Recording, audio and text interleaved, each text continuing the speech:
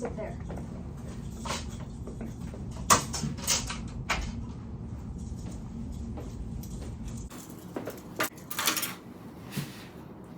Today, I will be interrogating inmate 9105, who has proven to be involved in the recent abduction that has taken place. Today's rounds of questions will be focused on your skill development. I'm going to be asking you about this case and how you became involved in this case.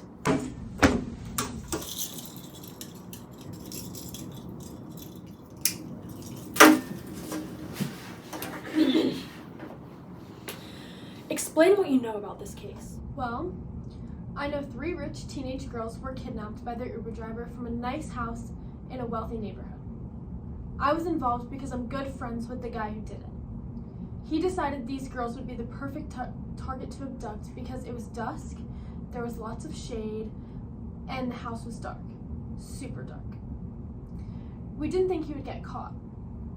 Also, because they're rich, it's not common to hear of wealthy families letting their children be abducted. It's a pretty normal case if you ask me, though. A man taking young girls. Very stereotypical.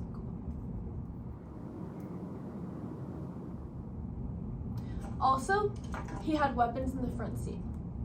He told me when the girls walked out in their nice dresses with makeup done and designer bags that he got nervous that they would report him on their brand new iPhones if they saw the weapons.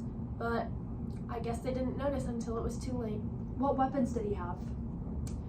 Well, I know he had an axe, but I'm pretty sure he also brought a chainsaw, a rope, and gloves with him.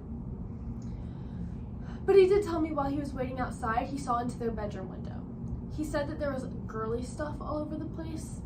I don't know, I think clothes and makeup were everywhere. I see.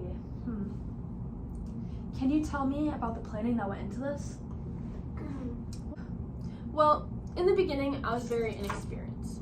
I spent about 3 months learning programs such as Adobe Premiere Pro to make the job easier. I started with CapCut and iMovie, but those platforms were limited, so I had to use something more advanced. It was difficult at first though, so I had to watch tutorials and ask my teacher for help. I also did a practice version in December before the real abduction was done. I wrote about it on the blog I created during the planning of this abduction. Tell me more about this blog. Okay. I created a blog where I posted weekly about the planning among my group members and I before the final abduction took place. It began by meeting up and planning out how it would go step by step on a storyboard. We also planned out the shots, angles, and cuts we would use for each scene, as well as the lines and the script. We then went our separate ways to conduct research and learn more about the conventions. I used multiple films to analyze their shots and angles and how it portrays the characters.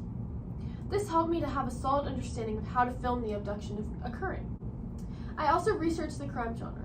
That way the final film could follow the conventions of it, and the plot and characters would follow the specific stereotypes. For example, the victims were young girls and the criminal is a man. Very stereotypical. Once research was complete, I met with my group and we filmed. Post-filming was the most difficult part of this process. We worked together with our knowledge of Adobe Premiere Pro and edited the film. We added diegetic and incidental sounds to enhance the scenes and invoke emotion from the audience.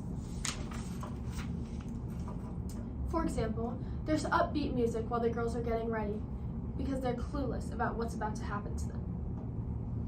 And there's slow, eerie music while the driver is preparing for the abduction and wants the girls to go outside and get into his car. We also included opening credits and the title. For the credits, a basic, bold, white font was used to make it easy to read and match the upbeat music for the clueless girls who are getting ready. At the end, the title was shown. This contrasted with the red dripping font used. The title font was used to match the eerie and suspenseful sounds that were playing once the girls were kidnapped and the missing poster was posted.